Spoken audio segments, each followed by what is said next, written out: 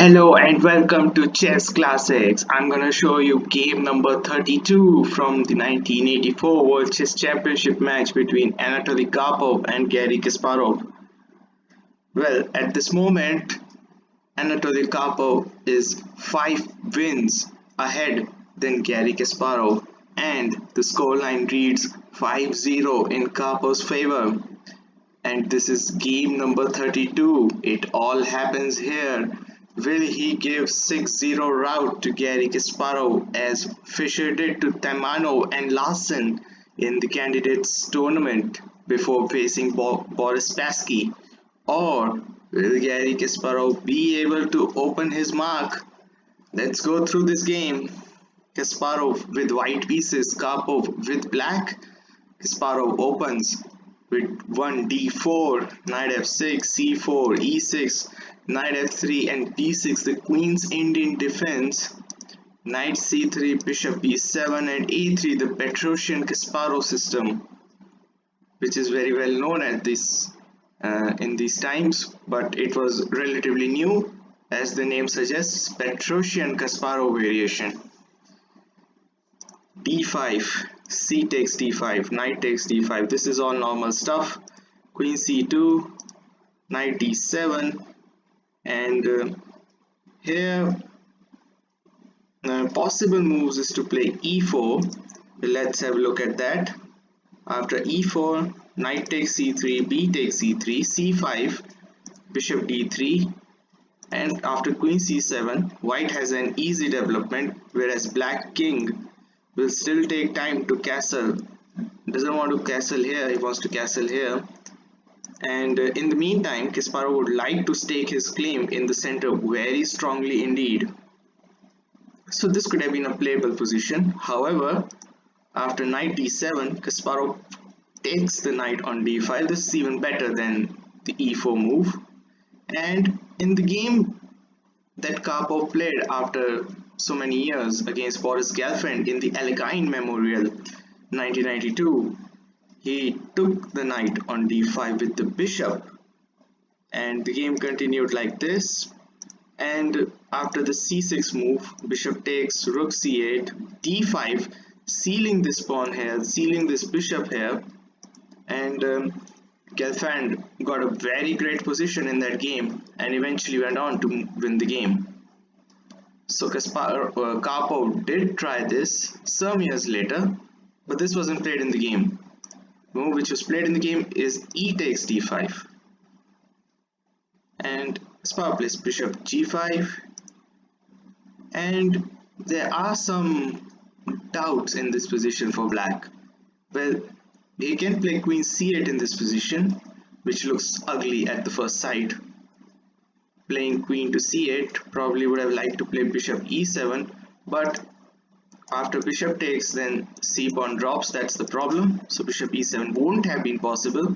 So g3, bishop d6, bishop h3, castles, bishop f4, bishop takes, g takes, threatening knight e5, queen d8, and rook g1. Although white has a good initiative on the king side, the position isn't bad for black.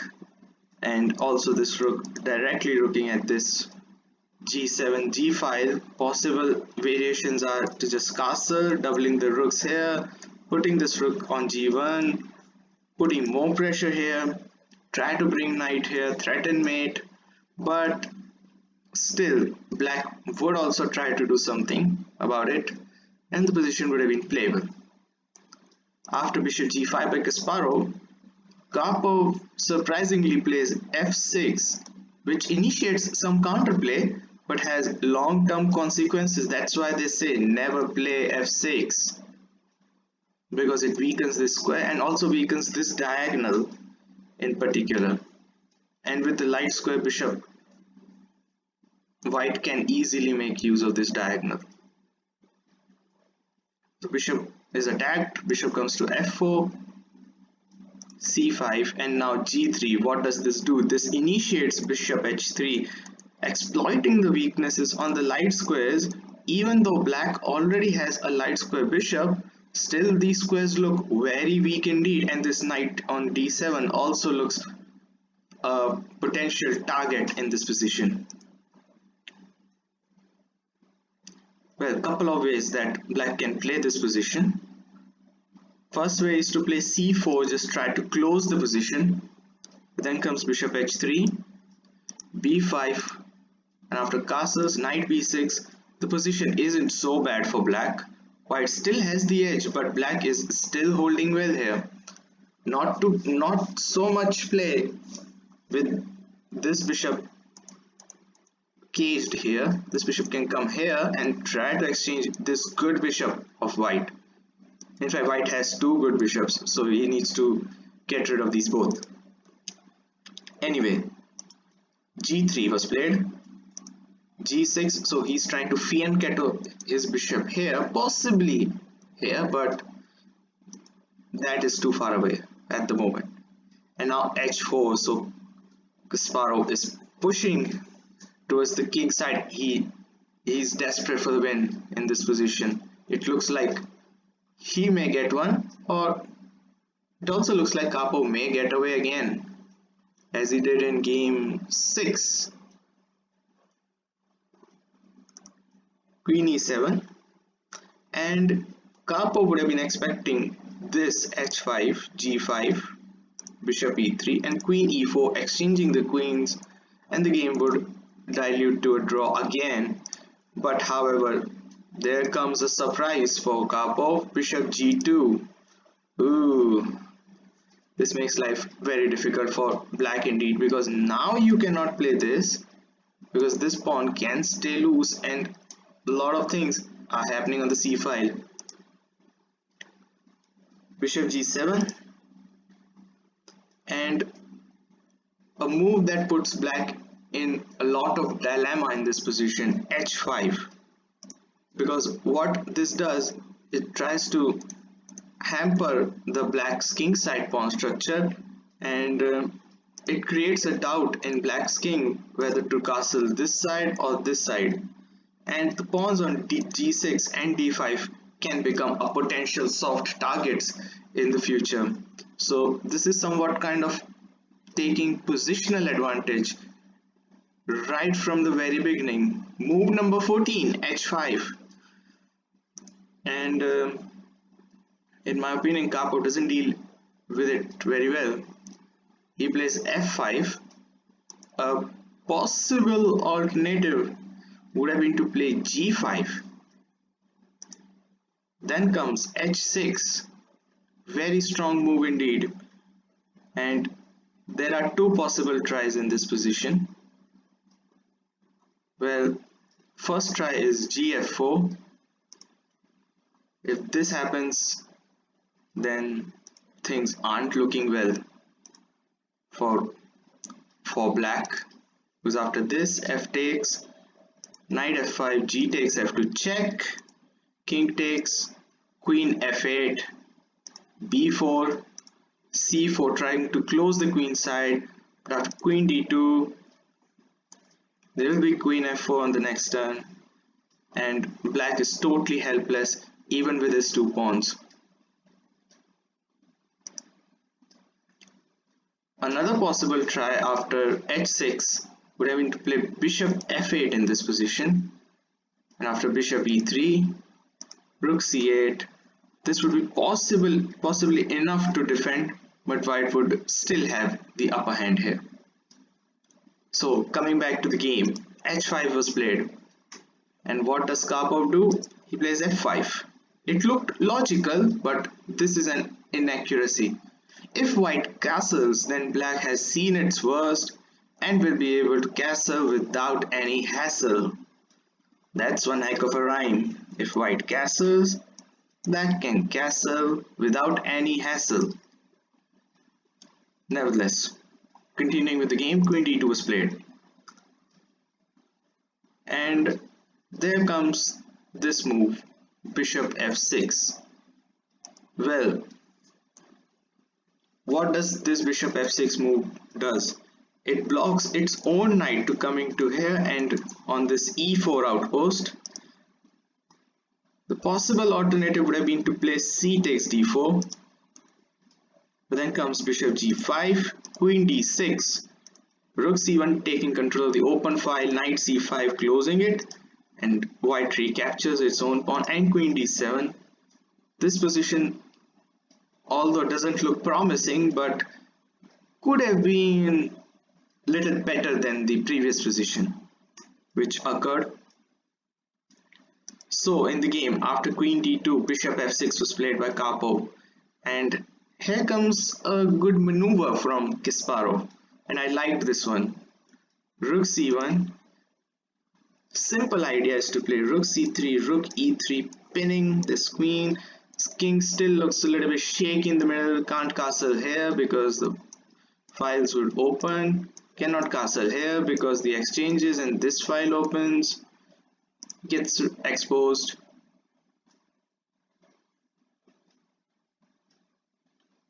So Karpov tries to defend it and plays rook c8. But then rook c3 is continuing with his plan, and here Karpov tries to defend this by playing rook c6. Let's have a quick look at this position. C takes d4. This wasn't played in the game, but let's have a look. This is a very interesting position here.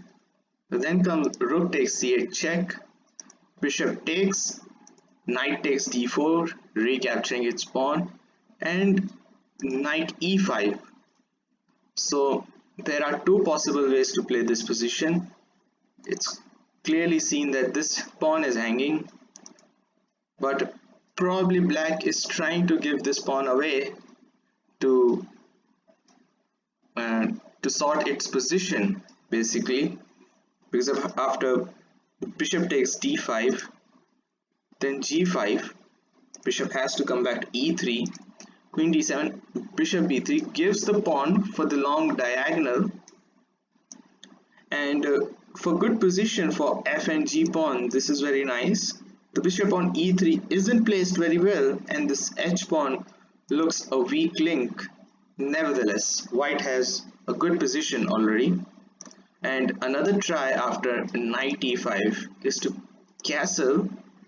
Then comes g5, bishop takes, and after queen takes, everything is sorted. e3 will come, and with this pass pawn, this exposed king, white is already in the top gear. So coming back to the game again, rook c6 played, and again there are very few possibilities in this position, but those are really good here. There are three possible ways that you can play this position. Let's have a look at two ways. First is to play bishop g5 in this position. This wasn't played in the game.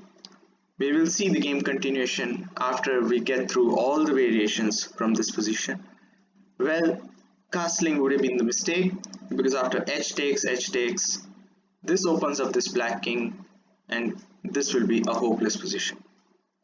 So after bishop g5, black can play rook g8, but then comes h takes, this has to be taken, rook e3, rook e6 coming in front of the pinned queen, bishop takes, knight takes, rook takes, queen takes, and after queen f4, there are so many weaknesses in black's position with his exposed king, and every white piece here is absolutely ready to invade.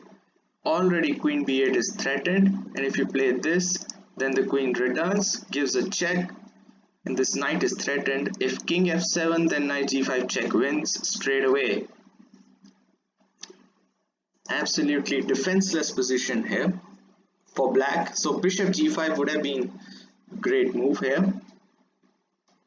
After rook c6, another variation, and this is remarkable variation indeed.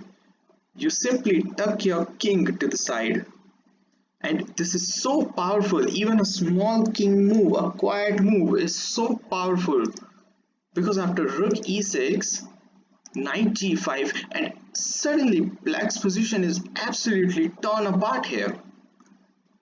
Rook e4, so threatening rook takes d4, and in this way black is giving up this exchange here, and this improves black's pawn positions, but this won't also be enough. The same would happen if knight had taken it, and what a move this king f1 would have been. A quiet move, but a very powerful move in this position. However, Kasparov doesn't go for this. Instead, he plays rook e3. Rook comes to e6. Defending the pin, exchanges on e6. And now again, Kasparov pouncing on his chances. Knight g5.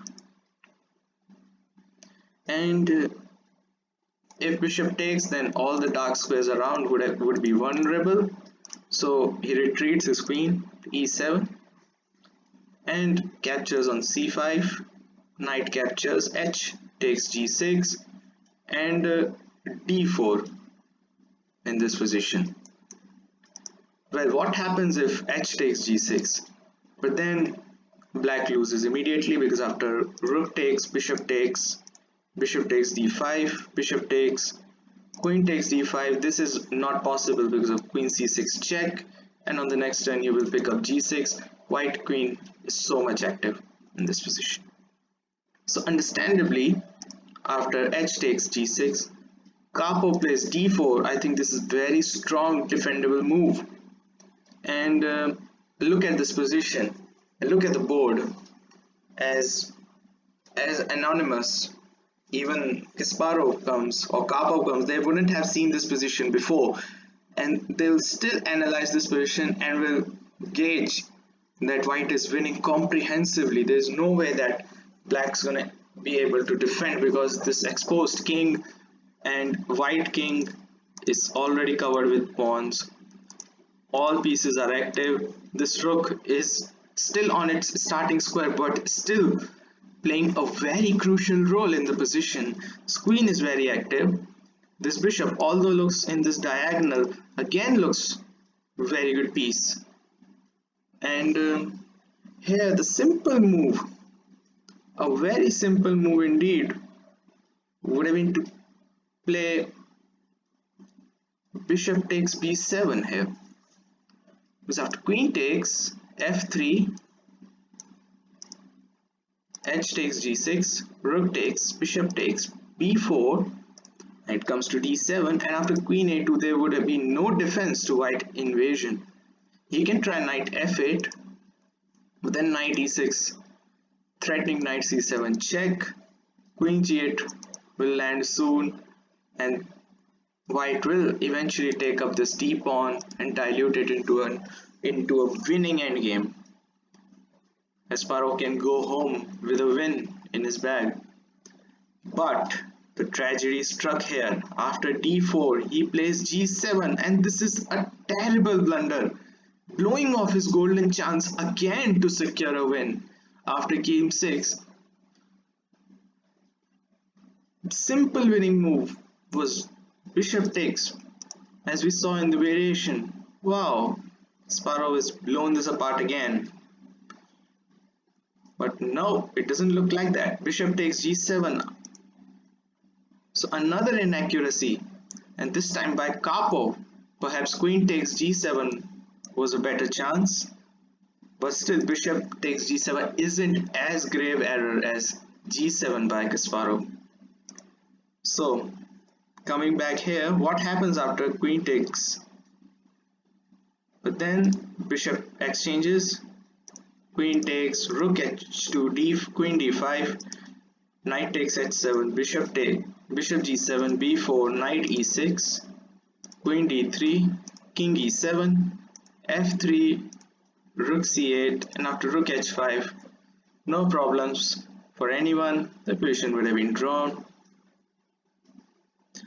So bishop takes g7 was played. And then bishop takes b7, queen takes f3, queen d5, and another chance would have been to play b4, try to tuck this knight, and things aren't look so bad here for white. White would have still had chance. But rook takes h7 wasn't a great idea indeed. Puts this knight in a bad square such as h7 without any activity. This was captured, knight takes, and now a serious mistake by Karpov. He should have played d3 in this position. Wasn't played.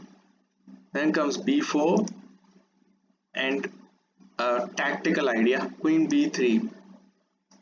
If white gets cheeky, then bishop c3, black wins. But then comes queen d1, and now bishop c3 check,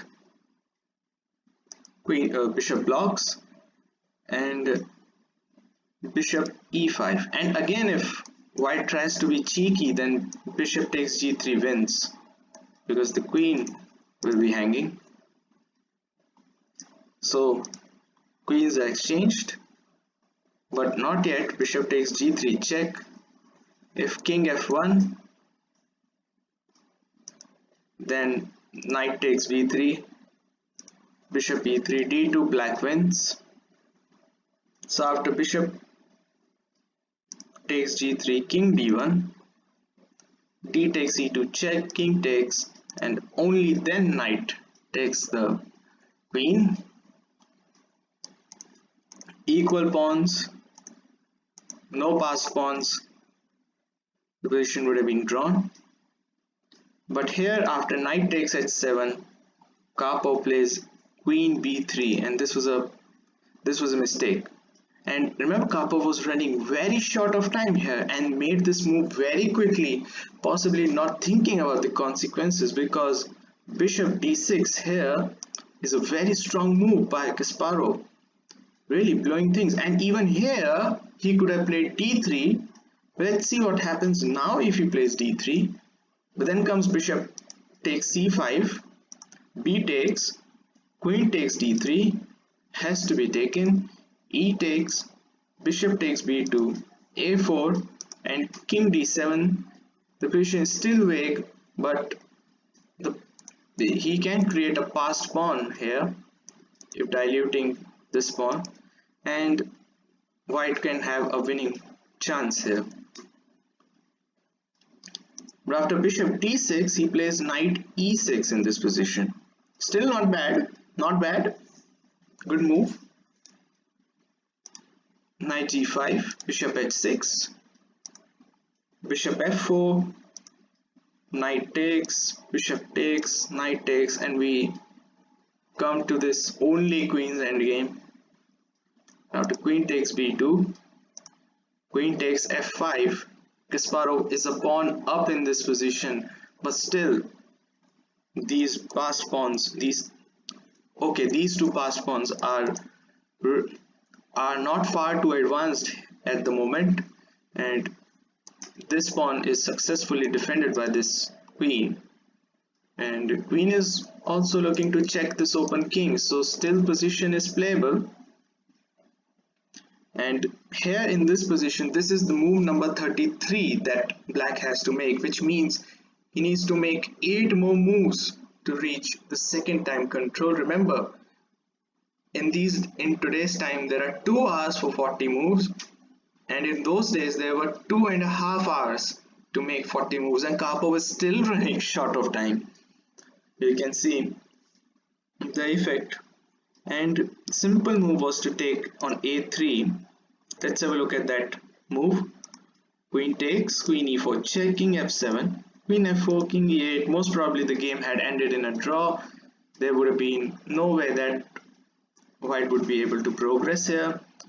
But after queen takes f5, Karpov, really under time pressure, plays queen c1 check, probably without a purpose, king f2, queen e3 check, king f1, and again he could have played queen takes a3, and the position would have diluted to a draw.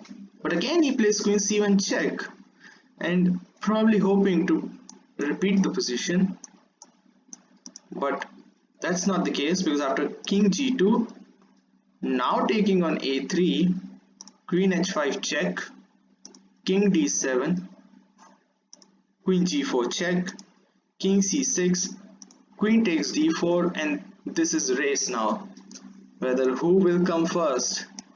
What this does is put this king in jeopardy, because black can have several tactical checks and he can take these pawns through that. And in the meanwhile, black king is already exposed. White king is safe in this position, but still vulnerable to the checks from the queen. And what happens if black plays a5 here? And then queen e4 check, king d6, queen g6 check, king c7. White still better and has 3 connected pass pawns, but the win won't be easy. As I said, moving these pawns would result in this exposed king, and black queen would still have chances to put white in a tactical dilemma, where you can see that from one move there would be a fork in capturing these pawns.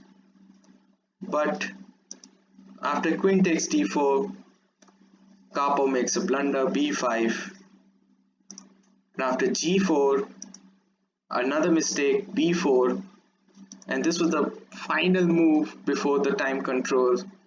And it is very interesting here. Queen e7 would have been very good move indeed, because it would have attacked this e2 pawn and created some chances. And with this move, if queen c3, then queen can easily come to c5, defending the king quite nicely. But after b4, g5 was the last move, and the move was sealed. And here on the next day, Karpov resigned the game. Looking at this position, still not very clear whether white would have been able to win this, but Karpov resigning this game and Kasparov winning this one, so he basically avoids the 6-0 route that Fischer gave to Taimanov and Larsen in the candidates before the Spassky match. So he opens his account, and Karpov will still have to seek his final win. He'll be able to do it? That's a big question. So the game ended after g5. There can be variation like b3, g6, b2, g7, queen a2, queen e4 check, king c5, queen e7 check, king b6, queen d8 check, king b7, g8 queen, queen takes g8, queen takes g8, and b1 queen, and still it's 2 against 1. Open king.